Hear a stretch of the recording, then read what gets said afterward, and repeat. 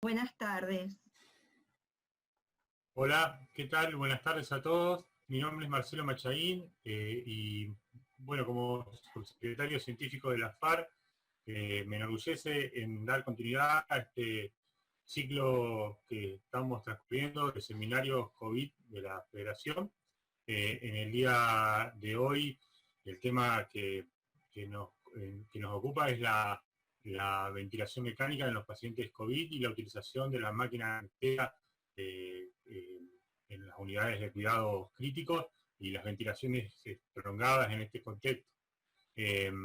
Tema que ya hemos publicado en nuestra web unas guías de consenso nacional y bueno, y ahora para el día de hoy contamos con la colaboración de la generosa colaboración de tres expertos y de reconocidos colegas en el tema de la ventilación mecánica de la especialidad, los doctores Gerardo Tuzman de Mar del Plata, el doctor Rodrigo Guirín de Entre Ríos y el doctor Augusto Vecchio de la ARBA. Bueno, los dejo con Rodrigo, quien va a coordinar el presente seminario, y bueno, les agradezco desde ya esta gentil participación. Adelante, Rodrigo. Bueno, muchas gracias, Marcelo. Buenas noches a todos, ¿cómo les va? Bueno, antes que nada agradecerle a la Federación esta posibilidad, a Marcelo Machaín, a Carlos Salgueiro, a Corina y a todo su equipo, bien que trabajan arduamente para que esto funcione de la mejor manera. Bueno, hoy tenemos un ciclo de charlas destinado a la ventilación del paciente COVID, de los pulmones del paciente COVID, y su implicancia para poder hacerlo con máquina de anestesia en caso de necesitar. Bien, en primer lugar va a hablar alguien que no necesita mucha presentación, como es el doctor Gerardo Tuzman, una de las personas que más sabe de ventilación mecánica en el mundo, y es argentino. Él trabaja en el hospital privado de la comunidad de Mar del Plata, y nos va a hablar de consideraciones para ventilar a un paciente con patología pulmonar COVID. Luego, quien les habla, trabajo en el Hospital Materno Infantil San Roque de Paraná, y soy secretario científico de la Asociación Entrerriana de Anestesia y Reanimación, que voy a abordar el tema de qué cuestiones debemos tener en cuenta cuando vamos a utilizar una máquina de anestesia para ventilación prolongada. Y en tercer lugar, vamos a tener al doctor Augusto Vecchio, bien, médico anestesiólogo de la Asociación de Anestesia y Reanimación de Buenos Aires, que nos va a aplicar algunas características técnicas de las mesas y cuál es la situación que tenemos hoy en la República Argentina con respecto al parque y a la base instalada de equipos de anestesia. Entonces, voy a dejarlos ahora, voy a saludar. Hola Gerardo, hola Augusto, ¿cómo les va? Buenas noches. Hola, buenas tardes. Muchas gracias por aceptar la convocatoria y por estar hoy acá con nosotros. Gerardo, bueno, cuando vos quieras, compartir pantalla, todo tuyo. Listo, bueno, gracias. A ver, puedo compartir. No sé si... Perfecto, listo. Bueno, gracias Carlos, Augusto y Rodrigo por la invitación. Gracias a todos por estar conectados hasta ahora. La idea es hablar de algunos temas relacionados con la ventilación mecánica en este tipo de pacientes. Vamos a empezar por el principio, es para tratar de definir qué enfermedad respiratoria del COVID-19. Es algo que tenemos que saber porque tenemos que saber a qué nos enfrentamos. Aparentemente este coronavirus es similar a los otros dos coronavirus que existieron, el MERS y el SARS. Origina una neumonía de distintos grados, que en la forma severa se puede transformar en distrés, ¿sí? Entonces esto es muy importante tenerlo bien en claro, que el paciente que nosotros vamos a ventilar, que según los números de China fueron un 2.3% nada más, eran pacientes graves, ¿no? Pacientes con distrés. Y esto hay que definirlo claramente porque ya tenemos mucha experiencia en el distrés. Uno al saber que tenemos un paciente con un distrés se tiene que sentir confortable, digamos, en cierta medida, porque a pesar que es una enfermedad relativamente nueva, hay más de 20 o 30 años de muy buena experiencia en investigación relacionada con el distrés. Entonces eso nos tiene que dejar tranquilos. Sabemos lo que es y sabemos cómo se tiene que ventilar. Que tenga una mortalidad elevada es otra historia, ¿sí? Pero hoy por hoy, con todas las técnicas que hay ventilatorias, si uno sabe manejar muy bien en general al paciente, hay centros donde la mortalidad es entre el 20 al 30%, o el 40% como mucho, ¿sí? Entonces, es una cuestión de saber qué estamos enfrentando, relajarnos un poco y tener confianza de lo que sabemos de estos últimos años. Y esta pregunta, que parece muy obvia, la tengo que hacer porque no bien apareció la pandemia, ya empezaron a aparecer autores que se les ocurría decir en forma, a mi criterio, muy arriesgada, apresurada e irresponsable, decir que esto no era un distrés, que era distinto. Algunos decían que era similar a una enfermedad del mal de la altura, un edema no cardiogénico, pulmonar no cardiogénico, muy similar a eso. Otros hablaban de un problema en la hemoglobina, en la unión entre el oxígeno con el grupo M, y una serie de historias que no eran más que historias, porque no había nada de evidencia. Se demostró que eso realmente no era así. A mi criterio era más una fake news en medicina, porque era información que lo único que generaba era angustia y confusión en los médicos tratantes. Entonces, que queden claro que esto es un distrés, en su forma severa. ¿Y por qué digo esto? Bueno, vayamos a las bases. ¿Por qué digo yo? Lo puedo decir yo, lo puedo decir una serie de colegas que están convencidos que esto es así.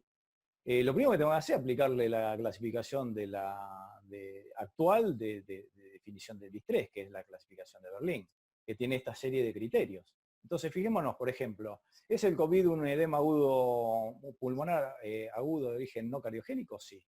¿Es de evolución aguda? Sí.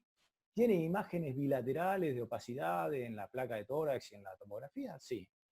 ¿Tiene trastorno de oxigenación? Sí.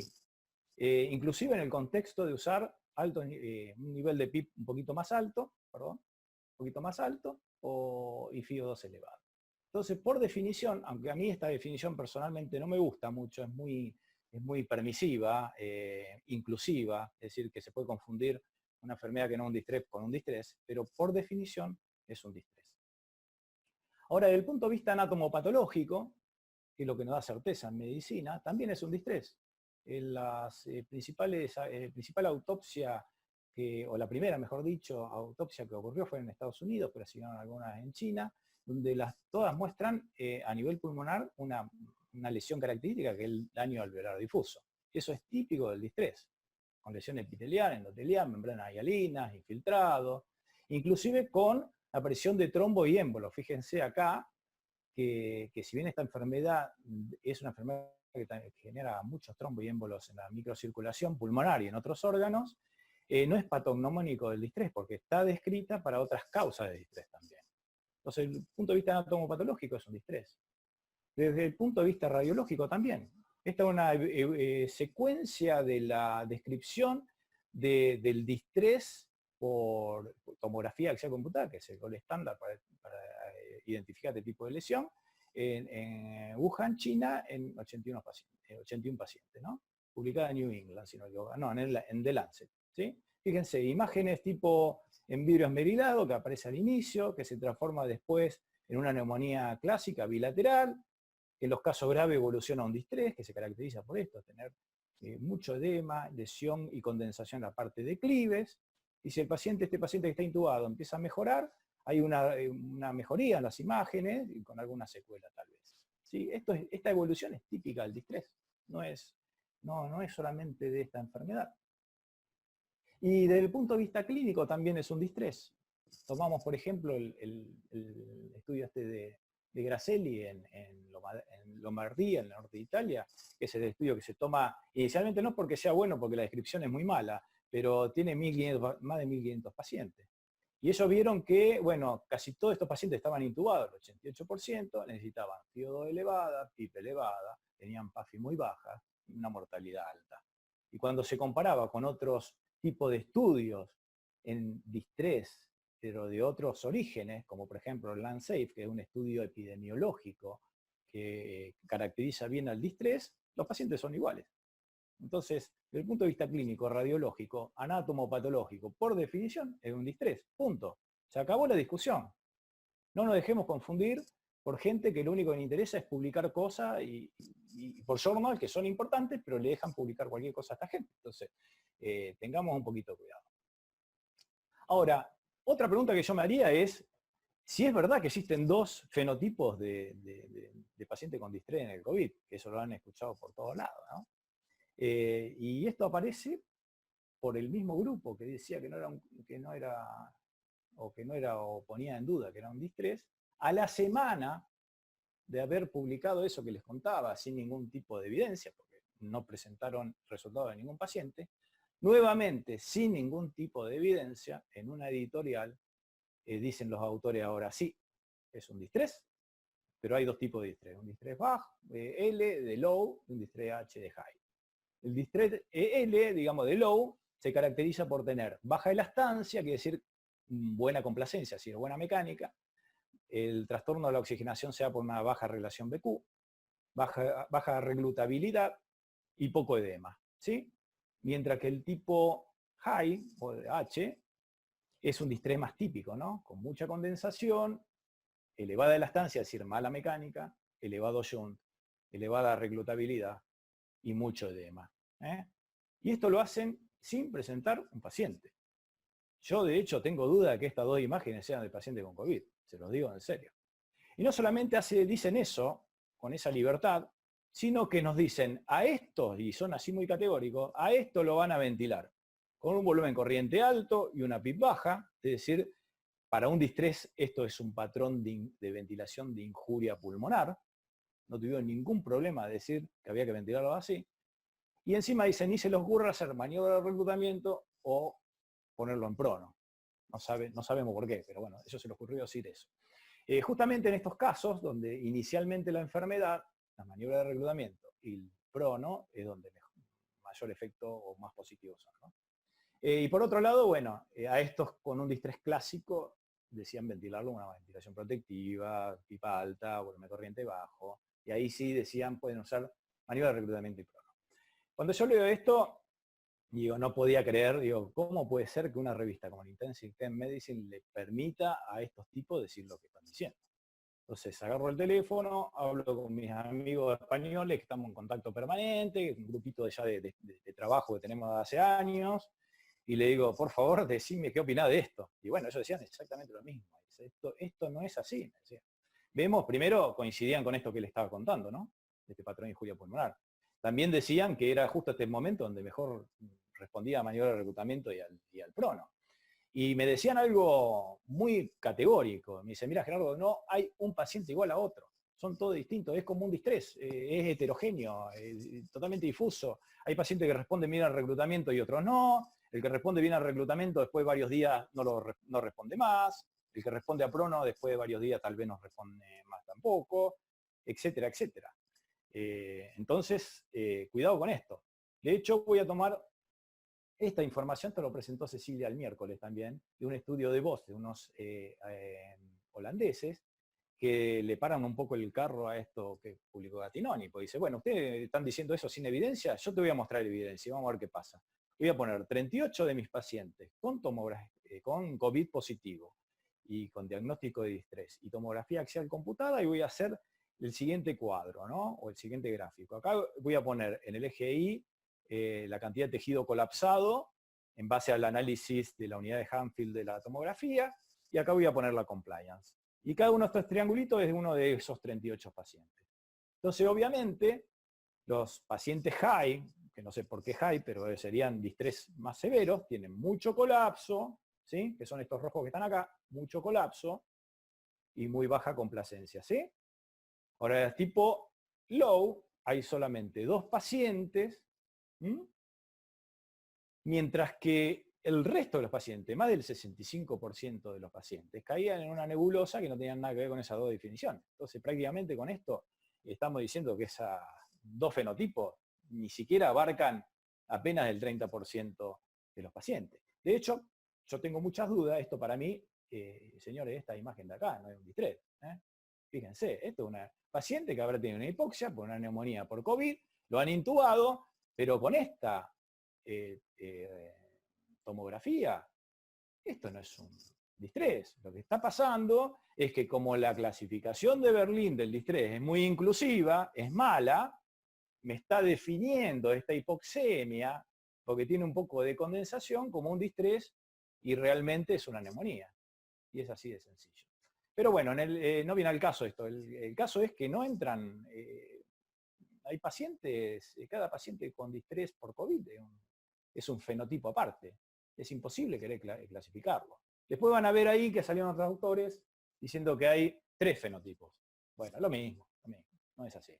Esto es un distrés, se comporta como un distrés y se acabó la discusión. Si inicialmente se comporta como una neumonía atípica, donde tiene mucha hipoxemia, hay una disociación gasométrica radiológica, una disociación clínico-gasométrica, es el inicio de la neumonía, no tiene nada que ver con un distrés. Después cuando se transforma en un distrés, se transforma en este tipo de imagen, que ven acá, en esto. Esto es un distrés, esto de acá. Estos dos los dudo, ¿sí? Fíjense, justamente son los que tienen mejor compliance.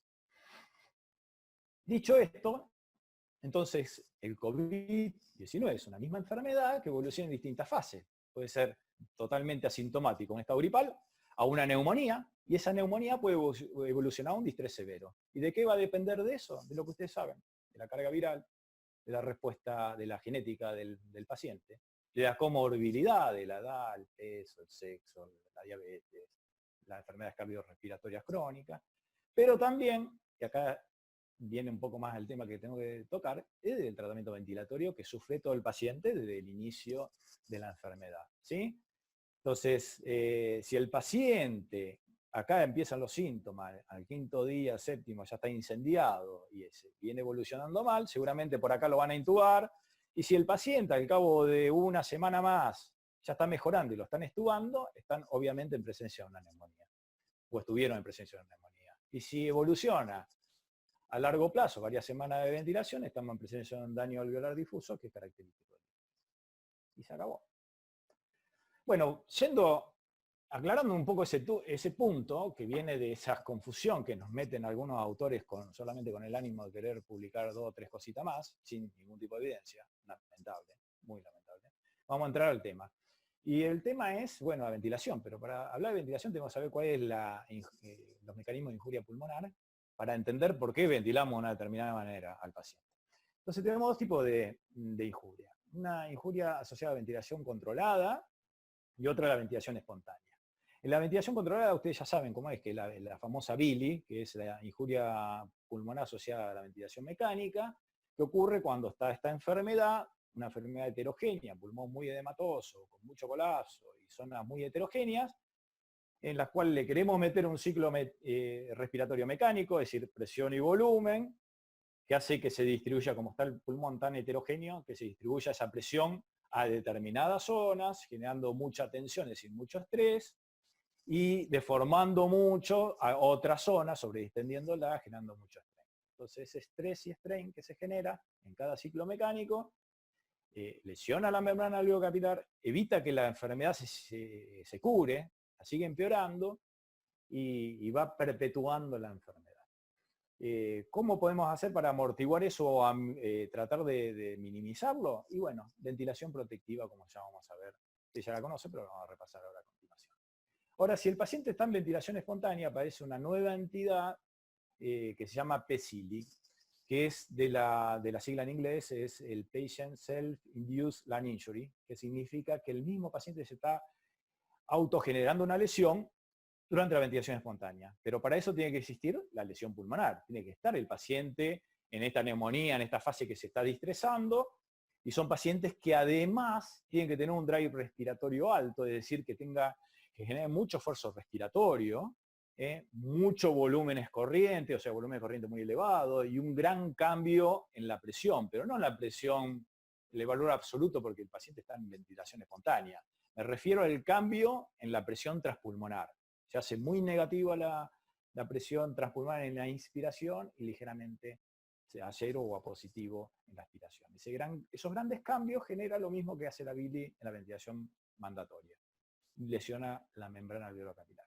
Entonces, por eso se dice, de hecho, el grupo de Toronto, que está Broyar y Slasky generalmente ahí, donde ahí han hecho estudio con Yoshida, que es el que describió, el médico japonés que describió este mecanismo de injuria pulmonar, recomendaron ventilarlo en forma profiláctica a estos pacientes para evitar este tipo de lesión, obviamente con un patrón de ventilación protectiva. ¿Sí? Es por eso, y acá está bueno ver esto, porque ahora entendemos por qué de entrada nos dijeron que intubemos y ventilemos a todos los pacientes. Y no usemos la cánula de alto flujo o la ventilación no invasiva, porque se sabía también que son procedimientos que vaporizan virus. ¿Sí? Entonces, de entrada, de ahí viene por qué nos dijeron de entrada que había que ventilar. Ahora, ¿cómo es la ventilación protectiva? Bueno, ustedes saben esto. Tipo de receta cocina, podemos decir que un volumen corriente de 6 mililitros kilo de peso teórico, la presión plató la más baja posible, si es posible por debajo de 28, igual o menor a 28. Una PIP titulada, que se titula en base generalmente a la mejor mecánica o mejor oxigenación. Eso se puede hacer en el contexto de una maniobra de reclutamiento, que sería lo ideal, pero hay médicos que no creen en eso, o que no están preparados para hacerlo, o directamente el paciente no responde a maniobra de reclutamiento, y se evalúa distintos niveles de PIP y se trata de poner el que mejor mecánica dé. El driving pressure, que es la diferencia entre presión plató y PIP, quiere ser lo más bajo posible, menor de 15, tratar de bajar la FiO2 y una frecuencia respiratoria un poquito más alta para mantener la ventilación alveolar, porque estamos limitando la ventilación en el paciente. Y de esa forma tratar de amortiguar la hipercamia. No hacernos mucho problema con esto porque son enfermedades que generan mucho espacio muerto y mucha hipercamia, y acá se puede permitir cierta hipercamia permisiva. Esto debe personalizarse, no es que se pone y ya uno se va, sino tiene que estar ahí a través de la monitorización con distintos monitores, mecánica, intercambio gaseoso, ecografía pulmonar, tomografía, impedancia eléctrica, capnografía volumétrica, lo que tengan a mano, balón esofágico. Lo que tienen a mano uno tiene que tratar de ir ajustando estos parámetros para tratar de bajar lo más que se pueda la presión, porque si uno baja 1 centímetro de agua la presión de plató o el delta de presión, que es más importante, tal vez logre que ese paciente sobreviva. Y si lo mantienen más alto, tal vez se muera. Entonces, por eso es tan minucioso el tratamiento, que no quiere decir que hay que estar al lado del paciente tocando los botoncitos, hay que hacerlo por lo menos un par de veces al día, verlo en los turnos cómo está, si va mejorando, si no va mejorando, hay que personalizar la ventilación mecánica. Utilizando esta técnica, mi amigo Fernando Suárez Zimman, que trabaja en el Hospital de la Princesa en Madrid, en plena pandemia, uno de los tipos que más sabe de ventilación mecánica en Europa, tiene hoy por hoy, actualmente, una mortalidad del 26% en el COVID. ¿Sí? Y los pacientes, les puedo asegurar yo personalmente, porque le estoy revisando los pacientes en la parte de la capnografía, están hechos pelotas, tienen los pulmones totalmente destruidos, con una mortalidad del 26%. ¿Sí? Bien. Ahora, el COVID no empieza como un distrés severo, sino que se manifiesta clínicamente con una insuficiencia respiratoria, taquicardia, taquipnea, disnea, hipoxemia, hipercamia, un pH menos de 7,35. ¿Sí? Entonces se lo tienen que tratar como cualquier insuficiencia respiratoria. No se empieza con el ECMO, se empieza en forma piramidal, de lo más sencillo a lo más complejo. Entonces ahí tenemos, por ejemplo, oxigenoterapia convencional, la cánula de alto flujo, después pasamos a la BNI, después pasamos a la invasiva y después pasamos al ECMO. Para tener una idea de esta enfermedad, estos son los números de China, acá lo ven, ¿no?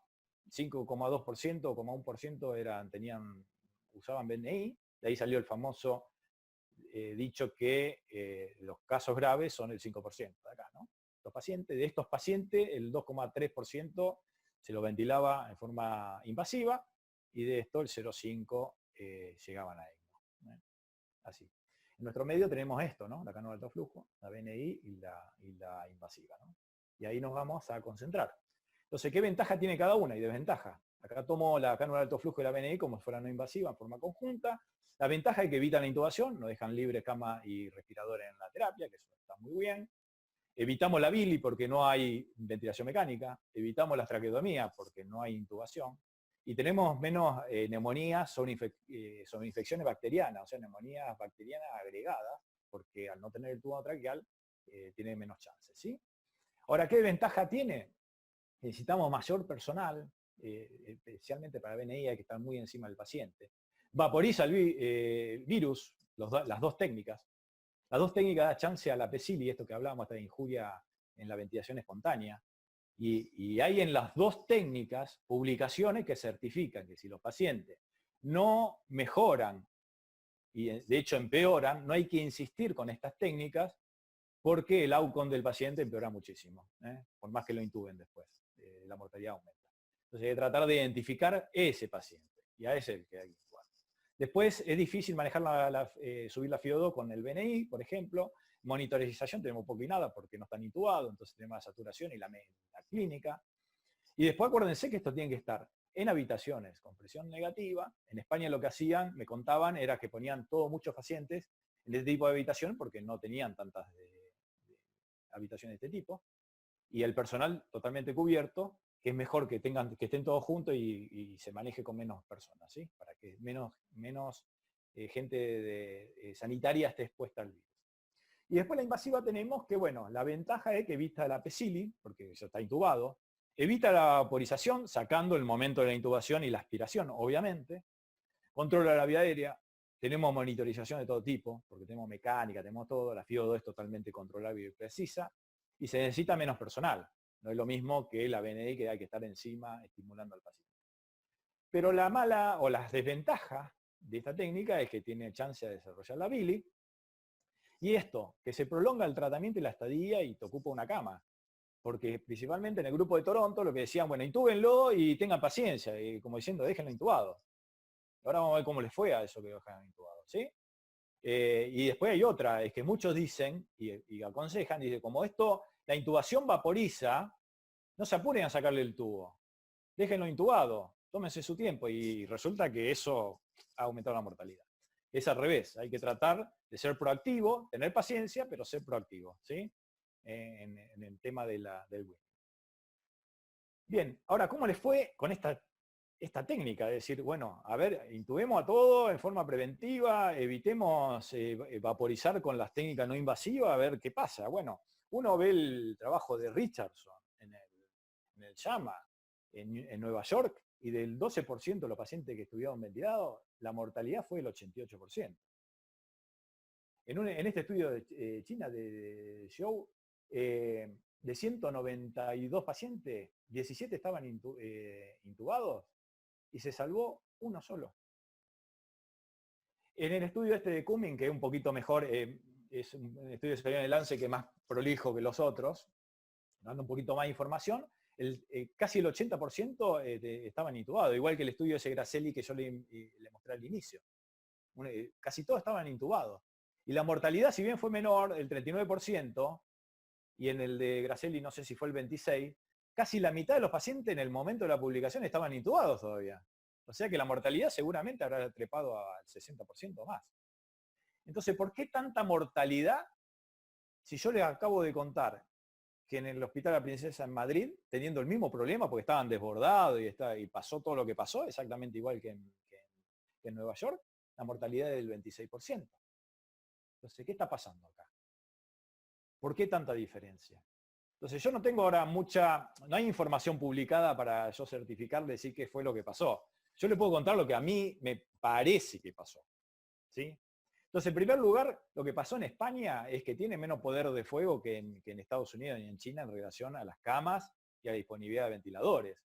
Se le acabó rápidamente las camas y los respiradores que estaban ocupados con pacientes, y tuvieron que estar obligados a usar BNI y cálculo de alto flujo, aunque no quisieran, porque ya sabían que no había que hacer eso, porque si no el paciente se le moría. Y se empezaron a dar cuenta que los pacientes se salvaban más. Y muchos de eso evitaban ser intubados y ser ventilados en la terapia. Eso lo contó García Fernández, Javier García Fernández hace 4 semanas atrás, ¿sí? Yo de hecho les preguntaba a mis amigos, los llamaba todos los días y decía, pero no puede ser, ¿sí? No era que había que intubarlo, y vos me estás diciendo que con esto, y ese sí, hay que ponerla no invasiva, hay que ponerla con alto flujo, andan súper bien, vas a ver que esto es así, bueno, así que bueno, algo de eso hay. Fíjense que en el estudio de Cumming nos está diciendo que solamente usaban BNI en un 1% de los pacientes, y una cánula de alto flujo solamente en el 5% de los casos. Es decir, mucho porcentaje de intubación Yo les conté que en China el promedio de toda la pandemia fue en un momento dado de la publicación, fue un 2.3% de paciente intubado. Fíjense, 12% acá, 17% acá. ¿Mm? En el estudio de Grasselli el 88% estaba intubado, el 80 y pico por ciento estaba intubado. Entonces ahí viene el tema. Siguieron a rajatabla esta indicación del Grupo de Toronto. La otra causa, que yo me parece que es la más importante de todo esto, es que en Estados Unidos, no sé en China, pero en Estados Unidos, se basa mucho en la medicina basada en la evidencia. Saben poco de ventilación mecánica, aplican todo a rajatabla, reclutamiento no porque no está demostrado que mejora, el prono, fíjense, 17% nada más. Y se excusaban acá en lean el paper se excusan los autores diciendo, no, y sí, la verdad que hicimos poco pro, ¿no? Pero bueno, no hacen prono, no hacen reclutamiento, no hacen absolutamente nada, los ponen fijo y lo dejan. Esta es la medicina basada en la evidencia. ¿Y qué hacía Fernando, mi amigo, que es un número 1, porque sabe lo que es la ventilación mecánica? Y hacía una medicina más parecida a la latina, que hacemos nosotros. Estamos ahí, le medimos, le ajustamos, le subimos, le bajamos, lo optimizamos, volvemos a repetir, no nos funciona esta técnica, pasamos a la otra. ¿Se entiende, no? Es una medicina de precisión, una medicina personalizada. Entonces, para mí está claro que esta diferencia en mortalidad está en los dos tipos de medicina. Y tal vez esta pandemia sea una buena excusa para replantearnos muy bien lo de la medicina basada en evidencia. Y yo no estoy en contra de la evidencia, pero sí estoy en contra de estos protocolos que no nos llevan, que te dejan estático y no te dejan hacer absolutamente nada en tu paciente. ¿Sí? Bueno, entonces veamos si más o menos funciona la cámara de alto flujo. Vamos a ver 2 o 3 cositas de esto para que tengan, para repasarlo, ¿no? Se utilizan en flujos de elevado, humidificado y a temperatura corporal. Y la ventaja es que nos reducen el espacio, o sea, el efecto positivo es que reducen el espacio muerto anatómico por el alto flujo, lo que baja mucho la necesidad de ventilar, baja mucho el trabajo respiratorio. De hecho, si está caliente y húmedo también da cierto placer, digamos, sentir un poquito mejor el paciente, y se dice que se genera 1 o 2 centímetros de agua CPAP en el pulmón. Eso es lo que se dice, ¿no? Ahora, esto hay que hacerlo en sala de presión negativa, igual que la BNI, se tendría que hacer con personal totalmente cubierto. Se habla de una distancia de 2 metros, eso no es verdad. Hay un montón de estudios como estos, fíjense, donde estos son estudios voluntarios, donde se ponían cánula de alto flujo o no se ponían cánula de alto flujo, medían la distancia de la gotita de flujo y tosían, ¿no? Y supera largamente los 2 metros, acá tienen la media, ¿no? Así que eso no creo que sea importante. Lo que sí es importante es usar un barbijo quirúrgico, que no da gran protección, pero evitamos estar tosiéndole en la cara al enfermero o al médico que está ahí. Algo es algo, pero tiene que ir con la protección. Y después otra cosa muy importante es que esto se repitió en toda la serie. Ustedes vayan a buscar y van a encontrar un montón de series de 20, 30, 10, una serie de comentarios alrededor de todo el mundo, y todos dicen lo mismo, pónganlo en prono, tanto a los que tienen cánula nasal de alto flujo con la BNI, porque los pacientes mejoran. De hecho, yo tuve acceso a datos que todavía no se publicaron del grupo de Barcelona, de Carlos Ferrando, donde unos 100 pacientes con cánula de alto flujo y haciendo prono en forma intermitente, solamente de esos 100 pacientes intubaron al 15%. Entonces, fíjense, eso es lo que yo le contaba antes. Si tenemos 100 pacientes que están mal y responden con la cánula de alto flujo y el prono, solamente 15 van a ser intubados y de eso alguno hará un distrés. Entonces estamos bajando mucho el número de enfermedades pulmonares graves con esta técnica, ¿no? Ahora, la cánula, ya estoy terminando, Rodrigo, vamos bien. El BNI, el uso más controvertido, porque si usamos este tipo de máscara, imagínense todo lo que vaporiza esto tendría que estar prohibido. Generalmente cuando uno habla de BNI es o usar el helmet, que acá en el país no creo que haya, salvo, no sé si el italiano debe tener algún equipo, o las cánulas, o esta máscara Total Face. Que las máscaras estas que pueden ser caras y difícil conseguir, si alguien tiene algún amigo que haga buceo y algún grupito de buceo, por ejemplo en el hospital ya se ofrecieron para traernos las máscaras de snorkel, como hablaba Javier García Fernández, ¿sí? Hay que hacer una modificación con una pequeña adaptación acá donde va el snorkel con una impresora 3D, donde se puede poner un filtro y el tubo correspondiente, un tamaño universal, ¿no? Entonces se puede poner acá un equipo CPAP, lo que decía Javier García Fernando, un equipo CPAP de anestesia, eso con válvula orificial, que son muy básicos, con un sistema de Aquapac, que es un sistema de humidificación por arrastre, que no tenemos acá en el país, que yo sepa no hay, que es muy artesanal. Yo lo que le sugería al hospital, a los intensivistas, digo, bueno, hagan esto, pero pónganle una máquina de CPAP, no de BiPAP, de CPAP, las que usa el que tiene la apnea del sueño para dormir, que es eléctrica, que es muy fácil. Le pones 10 de CPAP y se acabó. Un sistema de humidificación es mucho más prolijo que lo que decía Javier, y hay equipos de eso. De hecho, acá en Mar del Plata estuvimos averiguando, hay compañías que alquilan los equipos de nebulización que tienen equipos de CPAP. Y acá, por ejemplo, hay una que tiene 50 equipos, así que se lo alquilaremos si necesitamos a esa compañía. O hagan lo que hizo Monsinaí en Nueva York, que hizo un llamado al público a que done o a que ceda los equipos de BNI que tenía, tanto de BiPAP como CPAP, en sus casas, y recolectaron más de 1000 equipos en unos pocos días. Entonces tenemos herramientas para ir a buscar estos equipos y hacer las cosas como corresponde.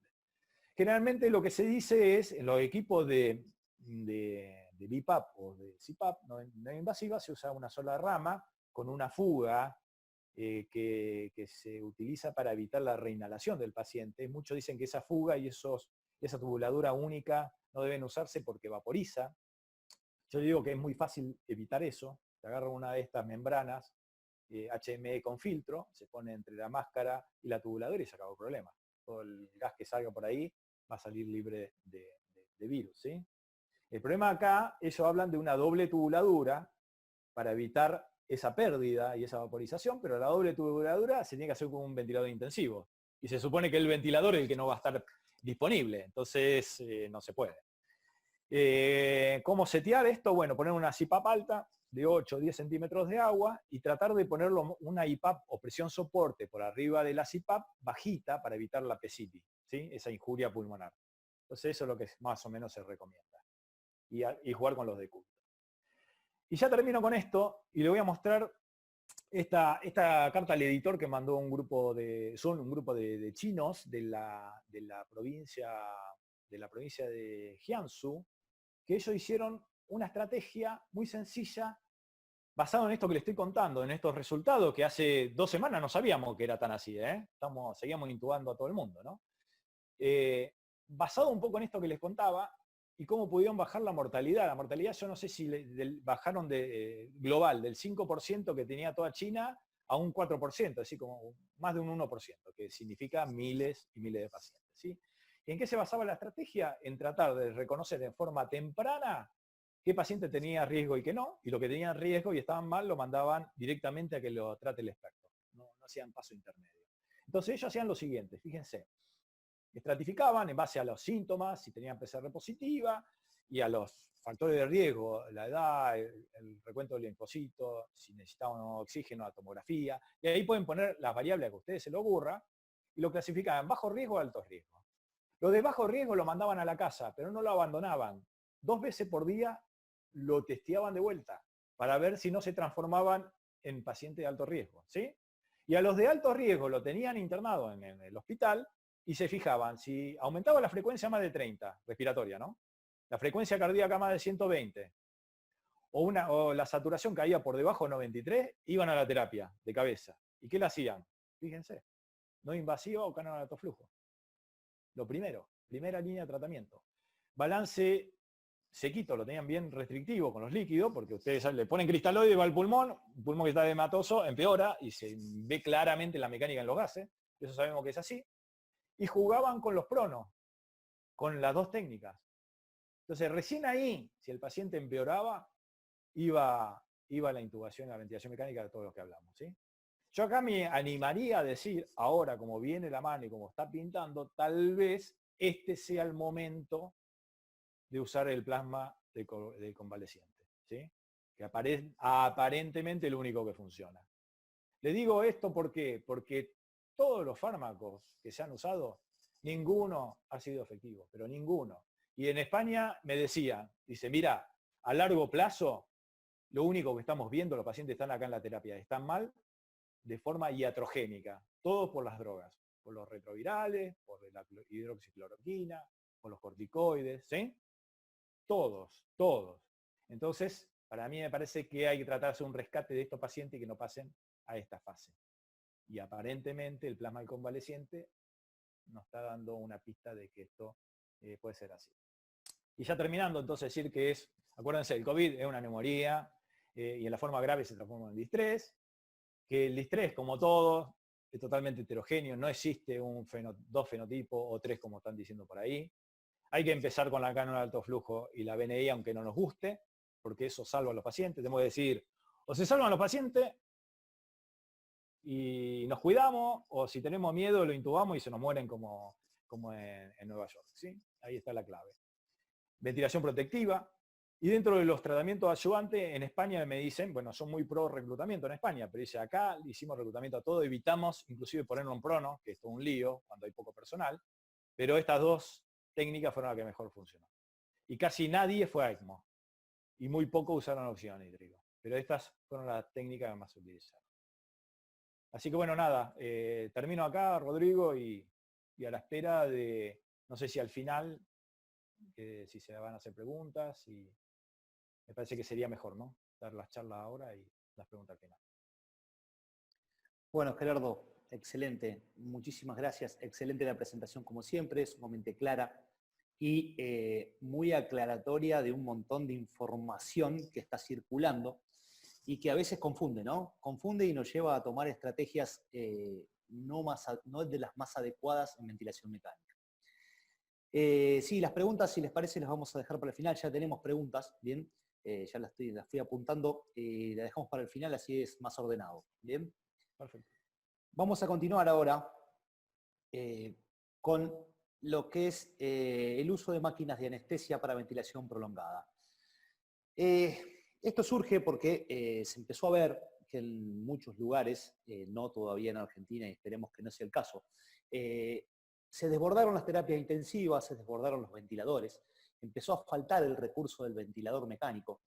Y bueno, la segunda línea fue para ventilar, aparte de usar, como bien explicó ya Gerardo y como han trabajado en ese tema los equipos a veces de B-Level, también se pensó en las máquinas de anestesia, ¿bien? Pero bueno, para ventilar pacientes a largo plazo con máquinas de anestesia, hay que tener ciertas consideraciones que no podemos olvidar y que por otro lado no estamos totalmente acostumbrados porque rara vez ventilamos tanta cantidad de horas, ni siquiera los anestesiólogos, a un paciente con una máquina, ¿bien? Antes que nada, declarar que no tengo ningún conflicto de interés con ningún tipo de empresa. ¿Y las premisas cuáles son?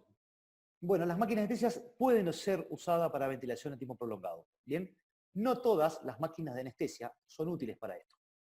Presentan diferencias con los ventiladores de crítico. Debo tener ciertas consideraciones especiales cuando las voy a utilizar y siempre deben ser manejadas y o supervisadas por un anestesiólogo. ¿Bien? Y esto es muy importante. Varias sociedades, bien, han sacado ya reportes o información sobre el uso de máquinas de anestesias a largo plazo. Bien, la ASA, la Fundación para la Seguridad del Paciente y nuestra federación también ya tiene sus guías en la página sobre este tema. Como decíamos, tienen diferencias entre los respiradores críticos y las máquinas de anestesia. La estructura de la máquina de anestesia generalmente es compleja, la de críticos es relativamente más simple. Nosotros en las máquinas de anestesia tenemos un circuito circular, mientras que el de críticos es lineal o no tiene todo el sistema respiratorio que vamos a ver. Los modos ventilatorios en las máquinas de anestesia son limitados, bien, en los respiradores críticos están todos disponibles. Generalmente las máquinas de anestesia no se manejan bien con la fuga, bien, es un tema que todavía no hemos podido resolver la industria, mientras que los respiradores de críticos generalmente la compensan y se manejan bien con eso. Y los generadores de flujo de las máquinas de anestesia son generalmente menos eficaces que la de los respiradores de crítico. ¿Qué cosas? Todas estas cosas vamos a tener que tener en cuenta a la hora de poner a ventilar un paciente en una máquina de anestesia para ventilar a largo plazo o por tiempo extendido, ¿bien? En primer lugar, es importante considerar los chequeos del equipo. ¿Bien? El chequeo del equipo debe realizarse cada 24 horas, es la recomendación. Este chequeo, ¿por qué es importante? Las máquinas que lo tienen, no todas lo tienen, pero es importante porque le va a dar, informar al equipo las características del circuito respiratorio y las compensaciones a realizar. Se vio que en este contexto de pandemia se puede retrasar este chequeo hasta 72 horas con el fin de no estar despresurizando la vía y provocando aerosolización al equipo. ¿Qué pasa con los modos ventilatorios? Bueno, como dijimos al principio, las máquinas de anestesia son limitadas en modos ventilatorios. Pero todas las máquinas, o la gran mayoría, tienen los dos volúmenes, los dos modos controlados. El controlado por volumen y el controlado por presión. ¿Bien? Y con esto ya podemos hacer varias cosas. Las máquinas de nueva generación agregan los modos intermitentes y los modos duales y los modos soportes. Pero con los dos primeros, si la máquina tiene con ventilación controlada por volumen y realmente una ventilación controlada por presión, que es otro de los problemas, podemos andar bien. ¿Qué pasa con la humidificación? Bien, sabemos que la humidificación en ventilación mecánica puede ser activa o pasiva. Bien, las máquinas de anestesia no permiten humidificación activa. Por lo tanto, va a ser siempre pasiva. ¿Y cómo vamos a hacer una humidificación pasiva con la máquina de anestesia? Con el filtro de alta eficacia, bien, colocado entre el tubo y la pieza en I. Ese filtro se encarga de retener calor y humedad y va a ser el que va a dar la humidificación pasiva. También se usa de esta manera cuando se hace humidificación pasiva con el respirador de críticos. Y la pregunta que surge es, ¿cada cuánto debo cambiar ese filtro? Y la indicación es cada 72 o 96 horas, siempre y cuando el filtro no esté impactado. ¿Qué se refiere a que esté impactado? Que el filtro se empiece a secar o a compactar, y esto va a provocar grandes aumentos de la resistencia de la vía aérea. Entonces, el filtro lo podemos tener en el mismo paciente entre 72 y 96 horas, controlando el tema de que no se impacte. Y la otra pregunta que nos surgió es, ¿debo en algún momento pasar a humidificación activa? ¿Tengo un límite para decir, bueno, no puedo estar más en pasiva y tengo que pasar a activa? Hay dos cosas puntuales. Una es las características de las secreciones. Cuando las secreciones son muy espesas y tienden a tapar el tubo, esa es una de las indicaciones de pasar a humidificación activa. Y la otra, cuando el espacio muerto instrumental del filtro complica el manejo del dióxido de carbono en ese paciente. Son las dos principales indicaciones de pasar a humidificación activa. Y ustedes me dicen, y bueno, ¿cómo hago para pasar a humidificación activa? No tengo otra opción que pasarlo a un respirador de críticos, ¿bien? Debo cambiar ese paciente de la máquina a un respirador de críticos para pasar a humidificación activa. A los que les guste este tema les recomiendo esta revisión, este trabajo que hizo un amigo de la casa, como es Gustavo Prudnikov, kinesiólogo. Es un trabajo muy interesante para entender humidificación y el tema de filtros y etcétera. Así que se los recomiendo al que le interese profundizar en esto. ¿Qué pasa con el flujo de gas fresco? Bien, nosotros en anestesia estamos acostumbrados a trabajar a flujos bajos. ¿Y qué digo flujos bajos? 2, 3 litros, ¿bien? No flujo bajo para lo que es un respirador de críticos. La indicación sobre el flujo de gas fresco es poner un flujo de gas fresco equivalente al volumen minuto del paciente más un 50%. ¿Bien? ¿Y cómo es esto? Vamos a hacer un ejemplo. Un paciente de 70 kilos de peso corregido, para ventilarlo a 6 mililitros por kilo. Recuerden que los pacientes no se ventilan por peso real. ¿Bien? Y la imagen esta del paciente gordo es muy gráfica. El paciente no le crecen los pulmones cuando engorda, ¿bien? Le crece el tejido adiposo. Entonces, tenemos que ventilarlo por su peso corregido, ¿bien? Hay un montón de fórmulas para hacerlo, pero a veces nos olvidamos. Viene el paciente de 90 kilos y le ponemos 7 por kilo, pero por 90, ¿bien? Y es un montón de volumen. Entonces es importante tener en cuenta esto. ¿Cómo sería el volumen minuto de este paciente? A 6 por kilo sería 420 mililitros por respiración, por 18 respiraciones que le hagamos, son 7,5 litros por minuto. Si a eso le sumamos un 50%, nos queda un flujo de gas fresco de aproximadamente 11 litros por minuto. Claramente a los que hacemos anestesia, esto nos parece una barbaridad, ¿bien? Pero habitualmente los respiradores críticos trabajan a ese tipo de... En realidad el respirador crítico no tiene flujo de gas fresco, pero se necesita un flujo de estas características. ¿Y por qué no ventilar con los flujos que habitualmente ventilamos nosotros en anestesia? ¿Bien? 2, 3 litros. Y bueno, porque tiene varias desventajas. ¿Bien? Tengamos en cuenta que nosotros estamos trabajando con un circuito circular. Entonces, se va a empezar a diluir esta fracción inspirada de oxígeno, por ejemplo. Entonces, la fracción inspirada no va a ser la misma que la fracción de oxígeno seteada. ¿Bien? Y tengamos en cuenta que generalmente no vamos a poder estar los anestesiólogos durante 96 horas o lo que dure la ventilación con mesa de anestesia al lado de ese paciente. Bien, esto hay que dejarlo en manos de alguien que nos ayude. Y debemos tratar de disminuirle los conflictos, explicarle que lo que yo pongo en el setting no es lo mismo que en el inspirado. Es bastante complejo a una persona que está acostumbrada que lo que pone en el inspirado, en el setting, es lo mismo que el inspirado.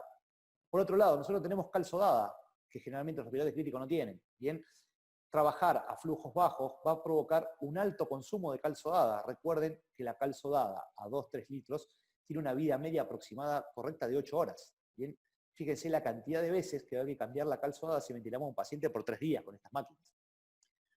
Por otro lado, se va a transformar excesiva humedad en el sistema.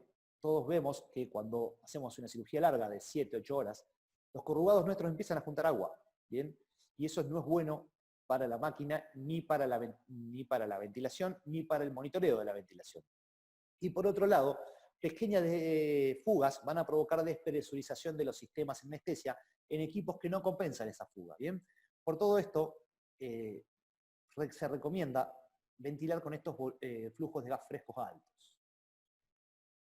Como les decía, la humedad del sistema es una cuestión que hay que tener en cuenta.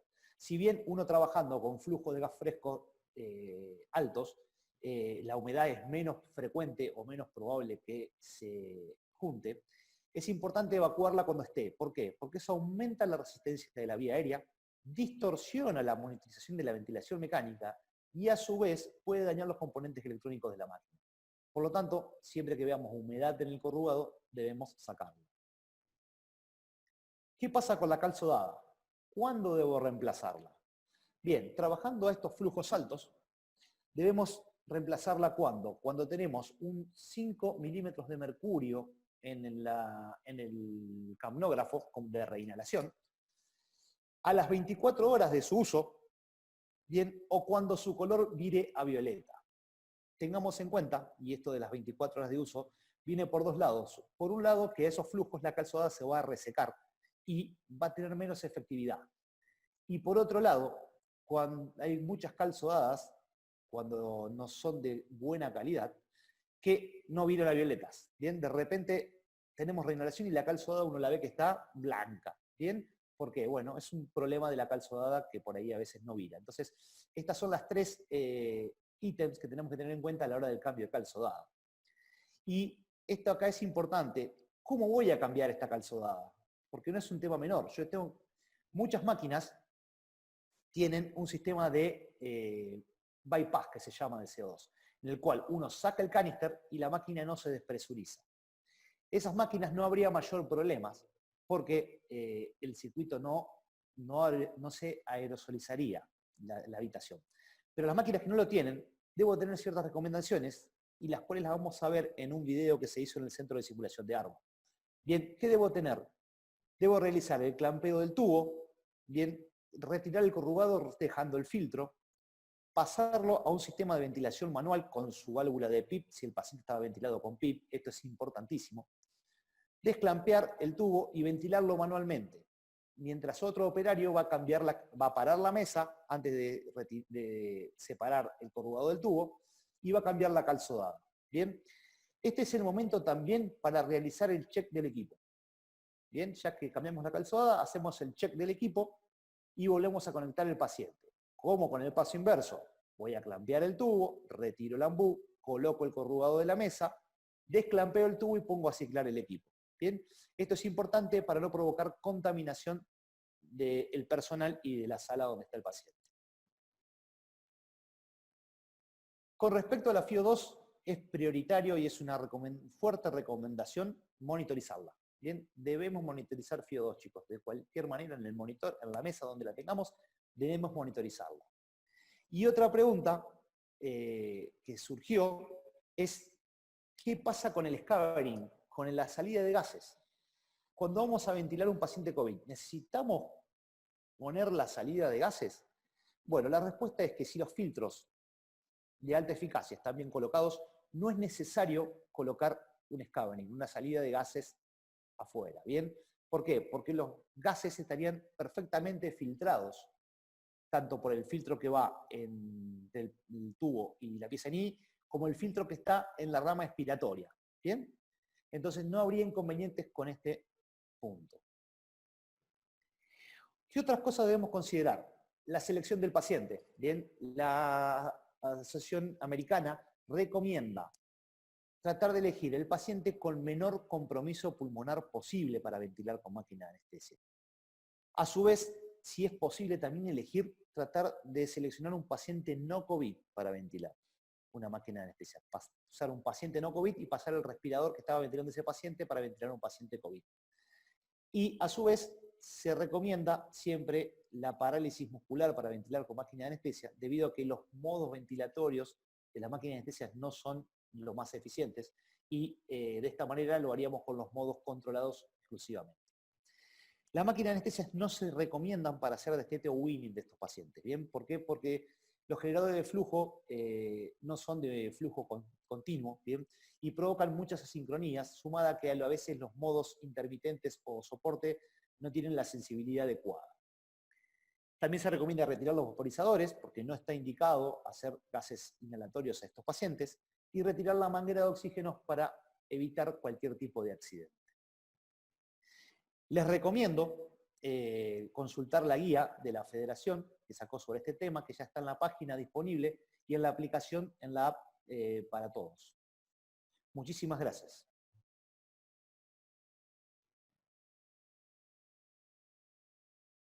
Bien. Muy bien, vamos a continuar ahora con el doctor Vecchio. El doctor Vecchio va a hablarnos de algunas características de los equipos de anestesia y de la realidad que tenemos en Argentina hoy con la base instalada y cuáles mesas pueden servirnos para este tipo de cosas y cuáles mesas van a ser no tan adecuadas. Augusto, compartir pantalla cuando quieras. Buenas noches. Perfecto, hola, buenas noches. ¿Sí? Ahí ya estoy compartiendo la pantalla. La charla, sí, esta charla va a tener dos partes. Lo primero va a ser un leve repaso de cómo están pensadas las máquinas de anestesia, qué partes tienen, para después entender la segunda parte, que es básicamente una lista de los respiradores que hay en Argentina, que se basó en parte de la encuesta que la Federación hizo a sus socios. Y después, un poquito unas recomendaciones que muchas ya las dijiste vos, pero que nunca está de más recordarlas. Así que arrancamos. Lo mismo, ¿sí? Recomendamos leer las guías, todo esto está en las guías de la Federación que estuvimos desarrollando en estos días. Esto básicamente con lo que comienza, ¿sí? A ver, la recomendación de usar mesas de anestesia para pacientes a largo plazo es una recomendación off-label, o sea, las mesas de anestesia no están preparadas para esto, pero frente a esta pandemia que tenemos adelante, vamos a tener que muchas veces poner pacientes y ventilarlo por varios días. Lo recomendado, que ya lo dijeron anteriormente, es que haya un anestesiólogo a cargo de estas mesas de anestesia. Pero también a veces vamos a tener en cuenta que va a haber personal de enfermería, puede haber otros médicos que no necesariamente son anestesiólogos, y más allá de que uno esté supervisando todo el tiempo, puede ser de que alguien toque alguna parte de la máquina de anestesia. Entonces, mínimamente nosotros tenemos que saber algunas cosas básicas y qué explicar en caso de que alguien necesite darnos una mano, porque de repente estamos muy complicados con un paciente y está pasando algo con un respirador, ¿sí? Esto ya lo hablaste vos, Rodrigo. Así que bueno, yo lo que agarré es el cuadro que vos mismo presentaste también, que está en el manual de la Federación, y le agregué un poquitito más de cosas, ¿sí? El hardware, o sea, la estructura de la mesa de anestesia es más compleja que la del ventilador de terapia. Ahora, el software, que son los modos ventilatorios, por decirlo de alguna manera, el ventilador de terapia es mucho más complejo que el ventilador de anestesia. La mesa de anestesia está pensada para ventilar varias horas, ¿sí? Una cirugía de 1, 2 horas, 8 horas, 12 horas. Los ventiladores intensivos están pensados para varios días, para tener pacientes 4, 5, 7 días, 2 semanas. Entonces, eso tenemos que tener en cuenta de cómo están pensadas nuestras mesas. Los pacientes, generalmente el paciente que se va a operar, la gran mayoría no tiene patología pulmonar. Es una hernia, es una amígdala, es una apendicitis.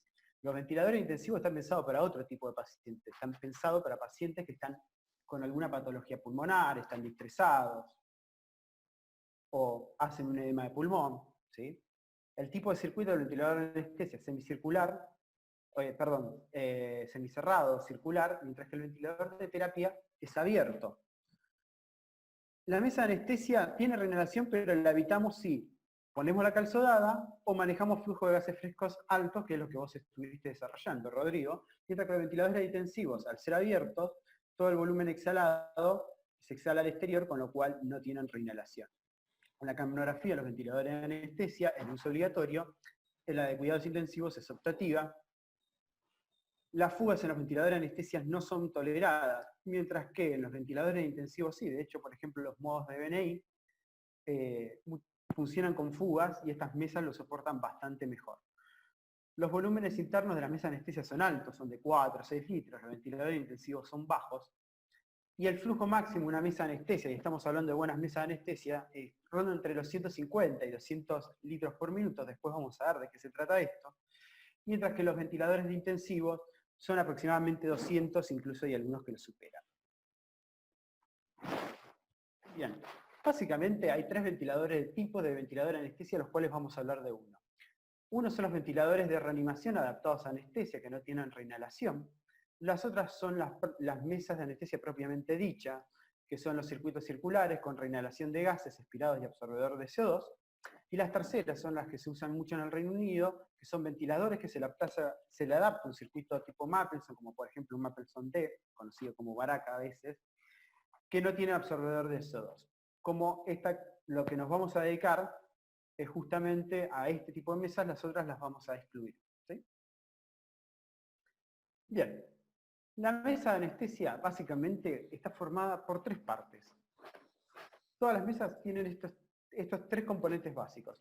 Un sistema de entrega de gases frescos, un circuito anestésico, que es nuestro circuito circular, y un ventilador o generador de flujo propiamente dicho, ¿sí? Vamos a desarrollar rapidito cada uno, me voy a detener más con el generador de flujo, que es lo más importante.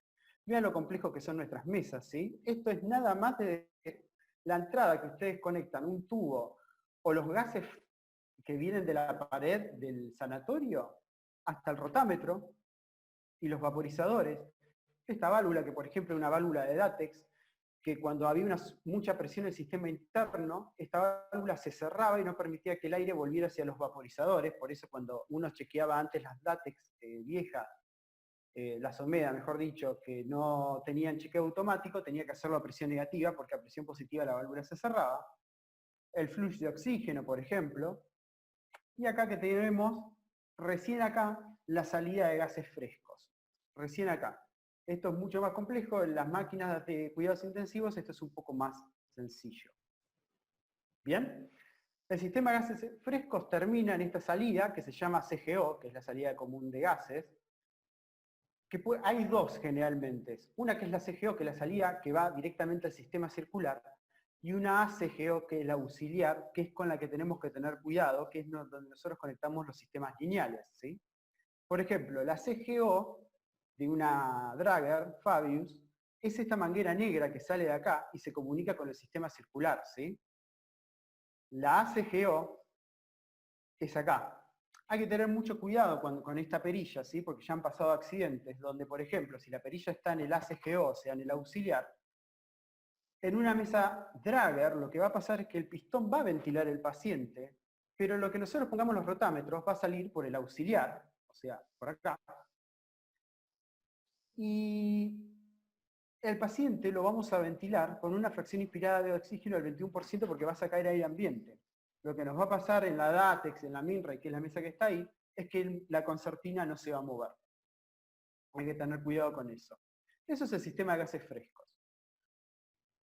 Después pasamos al circuito anestésico, o sea, tenemos los gases frescos, le conectamos una manguera, circuito circular, ¿sí? Este es el circuito circular. Acá lo puse sin las mangueras. Básicamente hay de dos tipos, ¿sí? Es el llamado COSI por Drager, tengan en cuenta esto.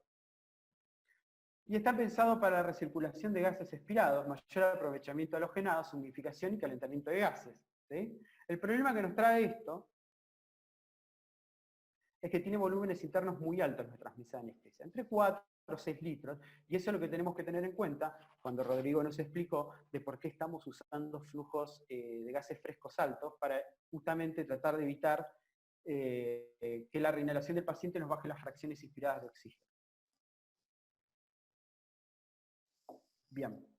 Acá lo que tenemos es que nuestro circuito circular también tiene una válvula que no está en un ventilador de intensivo, que es la válvula que es un conmutador que pasa de ventilación manual a el ventilador propiamente dicho. Si nosotros esta válvula nos olvidamos de conmutarla,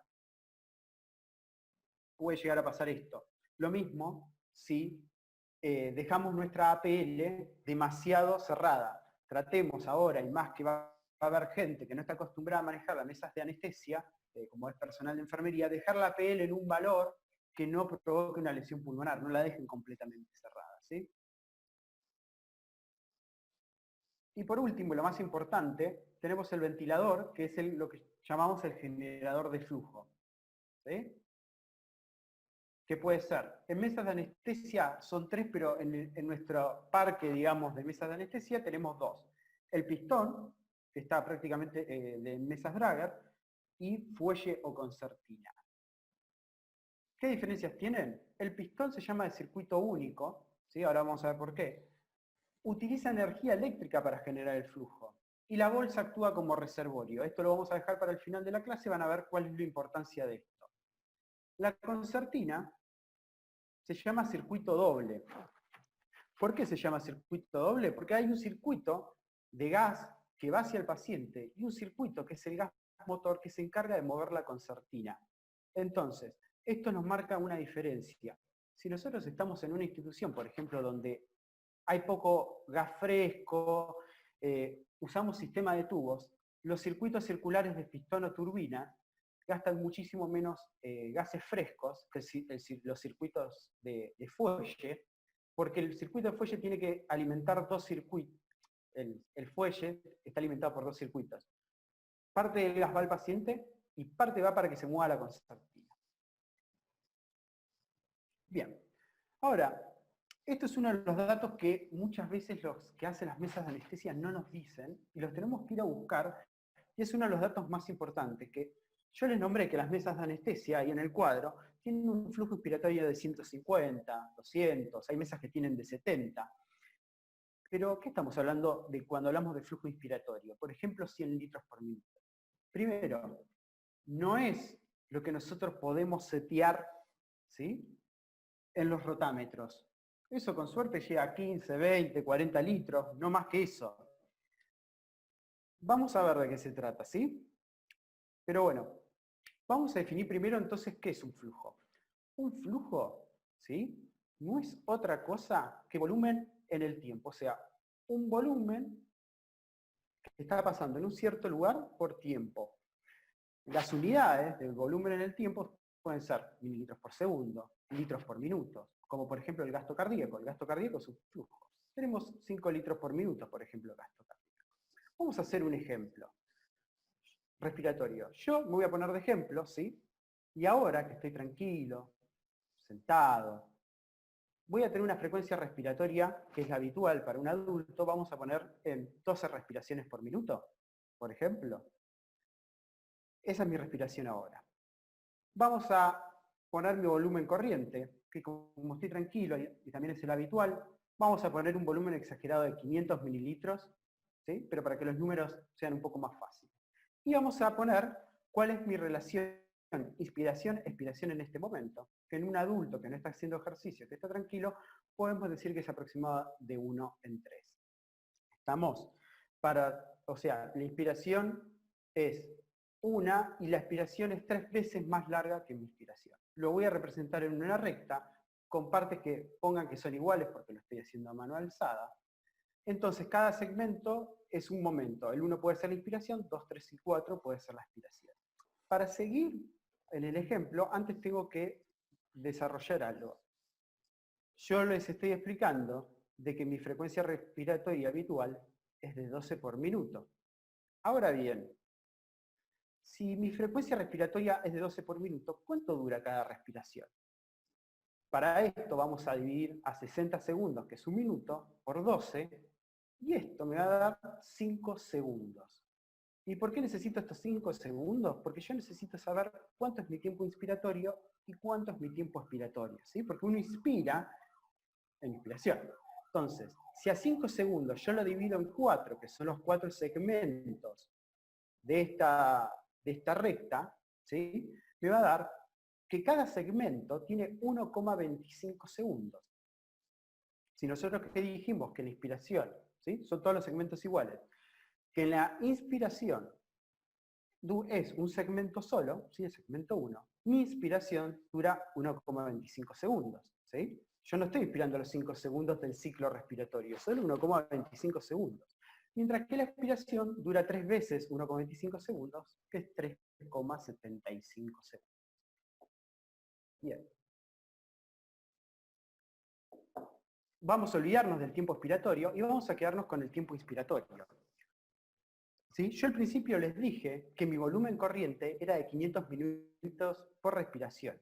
Yo este VT, o volumen corriente, lo estoy entrando no en 5 segundos, sino que en 1,25 segundos. Y si prestan atención, tenemos volumen, tenemos tiempo, entonces tenemos un flujo. ¿Sí? Volumen sobre tiempo es flujo. Lo calculamos. ¿Sí? Dividimos 500 mililitros en 1,25 segundos y este flujo es de 400 mililitros por segundo. Es el flujo con el que yo estoy entrando el aire cada vez que respiro. Esto también puedo cambiar las unidades y expresarlo en minutos. ¿Por qué no? Lo multiplicamos por 60 segundos, que son un minuto, y esto nos va a dar 24.000 mililitros por segundo, que es un número que parece exagerado, por minuto, perdón, que 24.000 mililitros por minuto los cambiamos a litros y nos queda 24 litros minuto. ¿Sí? Ese es el flujo con el que yo estoy respirando actualmente. O sea, 400 mililitros por segundo es lo mismo o equivalente a 24 litros por minuto, y esos son los números que ustedes ven en la mesa de anestesia. Esto es como expresar, por ejemplo, voy a 100 kilómetros por hora o voy a 27,7, que creo que eran metros por segundo, el equivalente a kilómetros por hora. Bien, ¿y por qué vemos el flujo? Porque flujo también, aparte de ser un volumen en el tiempo, se puede calcular como la diferencia de presión, ¿sí? Entre dos partes, por ejemplo, de un tubo, ¿sí? Estamos hablando de algo que son gases o que son líquidos, y también tiene en cuenta la resistencia. ¿Cuál es el tema? Cuando nos aumenta una resistencia, como está dividiendo, para mantener el flujo voy a tener que aumentar la presión, con lo cual el flujo indirectamente nos está hablando de presión. Presión, si se acuerdan, es fuerza sobre superficie. Entonces, vamos a ver este ejemplo. Vamos a hacer un concurso de inflada de globos. ¿Sí? Para abrir el globo, vamos a necesitar un flujo de 30 litros por minuto. Es un flujo azaroso, ¿sí? Esto es porque los 3 globos tienen la misma resistencia. Vamos a hacer 3 personas con 3 globos con la misma resistencia. La primera persona es capaz de generar un flujo de 30 litros por minuto, o 500 litros por segundo, que es lo mismo, ¿no? Y va a poder abrir el globo. La segunda persona genera un flujo de 60 litros por minuto. Le va a alcanzar y sobrar, y va a poder abrir ese globo tranquilamente. Es más, le podemos aumentar la resistencia al doble, que también lo va a poder hacer. Ahora, la tercera persona genera un flujo de 0,5 litros por minuto. Perdón, de 15 quise poner, ahí está mal, ¿sí? Y esta persona no va a poder abrir el globo. Bueno, lo mismo va a pasar con los respiradores y nuestros pulmones. Si justamente vamos a estar a cargo de pacientes donde su pulmón va a estar colapsado, lleno de edema, con elastancias aumentadas o con playas disminuidas, como lo quieran ver, las resistencias van a estar aumentadas. Entonces vamos a tener que ejercer más presión para abrir ese pulmón. Y justamente vamos a tener que necesitar mesas que aporten más flujo, que sean capaces de aportar más flujo para poder ventilar esos pacientes. De ahí a la importancia del generador de flujo y los flujos que les vamos a detallar, ¿sí? Bien, eso no es el final en realidad, porque en realidad yo le puedo decir, bueno, yo alcanzo un flujo de esto. Bien, ¿y con qué resistencia lo haces? Ah, eso es otra cosa. Hay estudios, ¿sí? Muchos, que comparan distintos ventiladores, ¿sí? Y los hacen con distintas resistencias. Nada, los hacen correr un poco y a ver qué pasa, ¿sí? Pueden revisar cualquiera de estos estudios, que lo que hacen es poner los ventiladores a prueba. O sea, sí, yo tengo 160 litros por minuto, pero esto es como un corredor.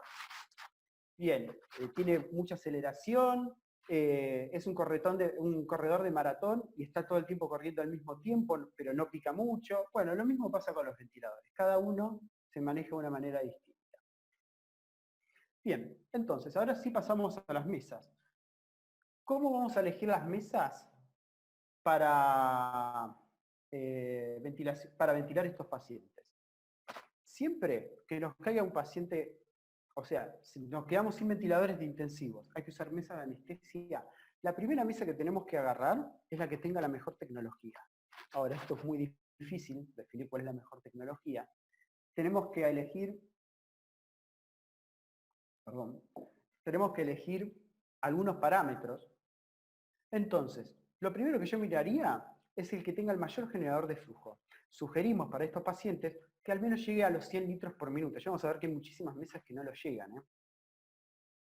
Que tengan los mayores niveles de PIB. Si sugerimos 25 centímetros de agua igual, ustedes dirán es exagerado, pero la verdad que en un paciente que está con un edema, con un edema importante, con baja lactancia, muchas veces los valores de PIB tienen que ser elevados, ¿sí? Más vale que nos sobre y no que nos falte. Que podamos ventilar por presión, o sea que tengamos más de un modo ventilatorio. Sabemos que todas las mesas de anestesia ventilan por volumen, casi todas.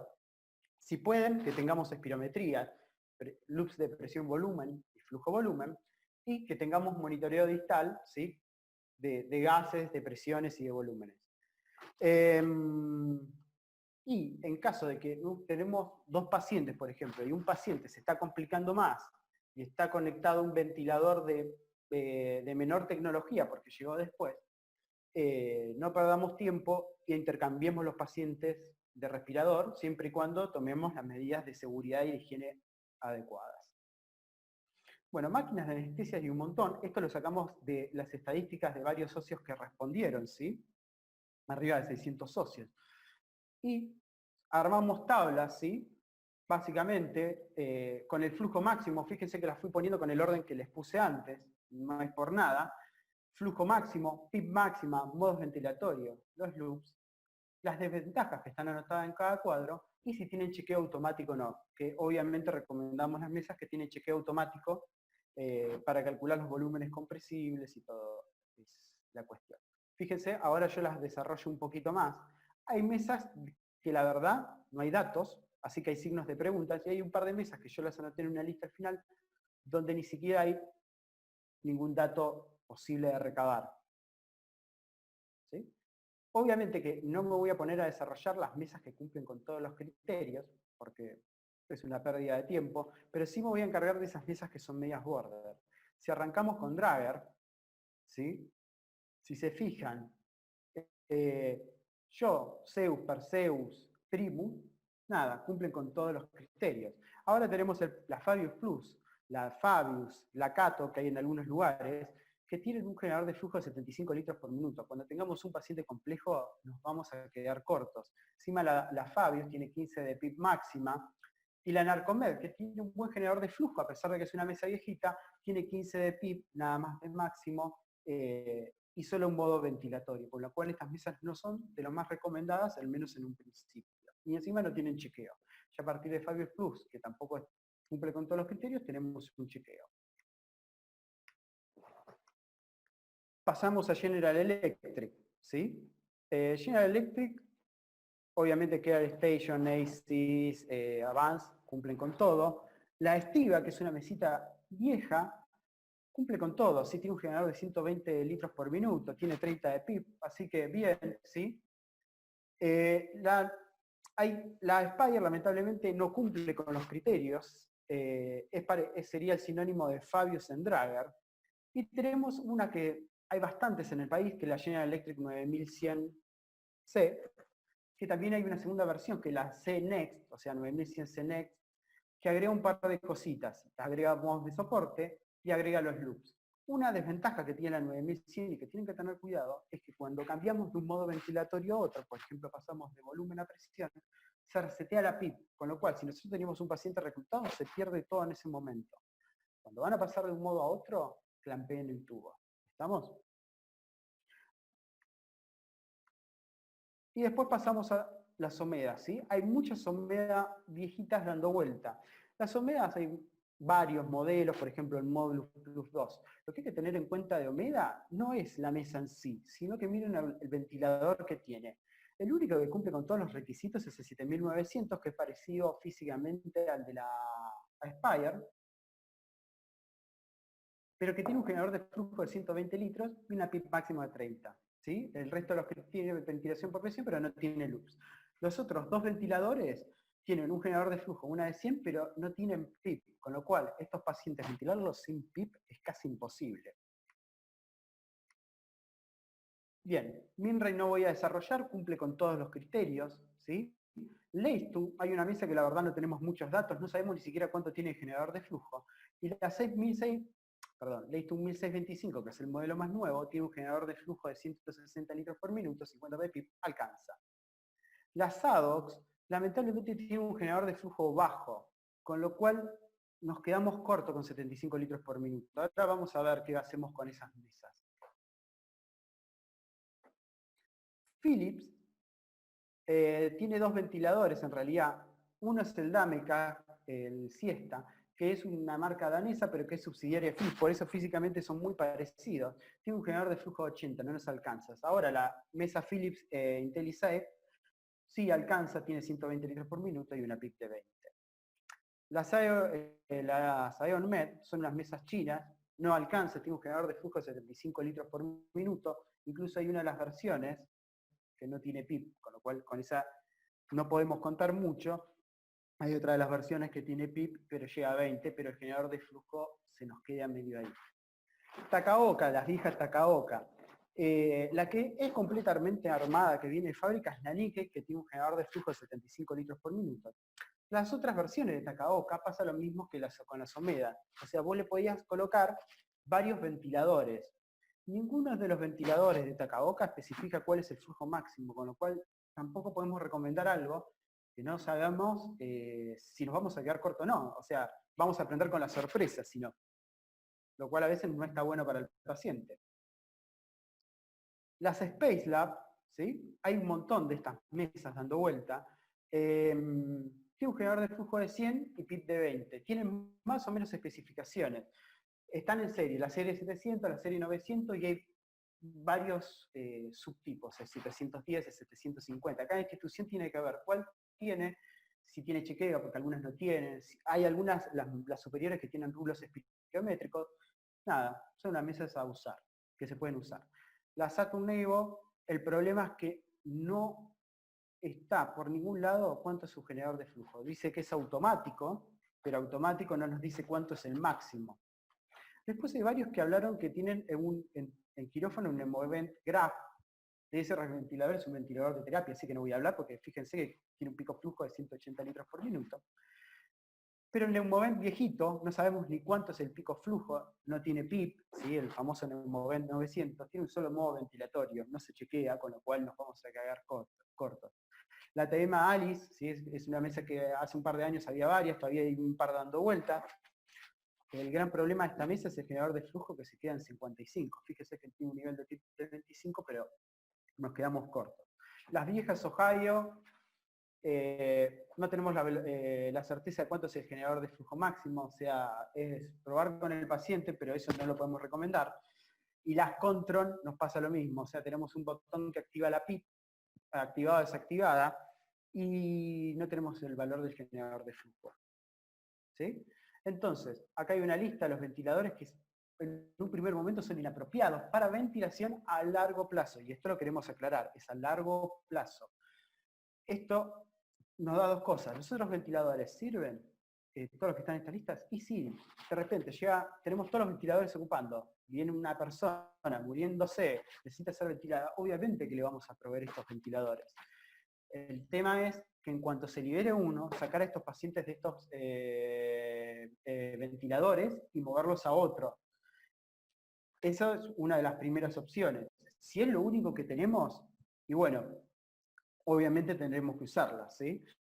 Si ustedes se fijan en la lista al final, agregué Baguette y agregué Elmec Ermin, de los que no hay ningún tipo de datos. O sea, no los agregué en la lista, perdón, porque no tenemos datos de las mesas de anestesia. O sea, no los pudimos encontrar por ningún lado. Bien, entonces, ¿qué hacemos para armar nuestra mesa? Y esto lo repito, yo sé que lo dijo Rodrigo, y lo vamos a volver a repetir de vuelta: retirar todas las mangueras y conexiones de óxido nitroso. Evitemos accidentes. Acuérdense que por más que nosotros estemos a cargo de la mesa de anestesia, va a haber mucha gente a veces dando vuelta y pueden tocar cosas, ¿sí? Y a veces el cansancio nuestro también nos puede hacer tocar cosas. Vaciar o retirar los vaporizadores, ¿sí? Para evitar aperturas accidentales. Recuerden que la utilización de gases inhalatorios para sedar un paciente en el contexto de esta pandemia por ahora no está recomendado, y también en algunas mesas que no tienen chequeo automático puede ser un punto de fuga, por lo que ya hablamos de esa válvula que no se chequea salvo que hagan el test de presión negativa. Cambiar la cal soda cada 24 horas o cuando reinar el paciente más de 5 milímetros de mercurio, lo que suceda primero, ¿sí? Evitemos esto. ¿Sí? Recuerden que estos pacientes no van a estar ventilados horas, que es lo que estamos acostumbrados nosotros, sino que van a estar ventilados días. Y si esto sucede en 6, 8, 10 horas, cada vez el paciente va a estar peor. Recomendamos que chequeen la mesa cada 24 horas. Y una recomendación que yo hago es que lo hagamos, ¿sí? Luego de cambiar la cal sodada. O sea, paramos la mesa, hacemos todo el protocolo que mostró Rodrigo, cambiamos la cal sodada y chequeamos la mesa para ver que justamente que el caníster esté bien colocado. Hay que recordar que la mesa durante el chequeo no ventila al paciente, que estuvo bien mostrado por Rodrigo, eso, ¿sí? Entonces, siempre tener disponible a mano un sistema tipo AMBU, justamente para hacer este tipo de procedimientos. Y además, como nuestras mesas de anestesia, vuelvo a repetir, no están preparadas para ventilar por días, sino por horas, podemos llegar a tener ciertos inconvenientes, entonces siempre tenemos que tener un sistema de emergencia a mano. Monitoreo constante de la fracción inspirada de oxígeno y dióxido de carbono, ¿sí? Por favor, si estamos trabajando con sistemas circulares. ¿Se acuerdan que yo les dije que las mesas Draeger tienen un circuito único, donde la bolsa, el reservorio es la bolsa, en los circuitos dobles, que son las de fuelle pistón, es el propio pistón el reservorio? Entonces, en las mesas Draeger recomendamos utilizar las bolsas más grandes que tengan, en lo posible la de 3 litros, por lo menos, que son, en caso de una fuga o algo, las va a amortiguar de mejor manera que si estuviéramos con una bolsa de 1 litro.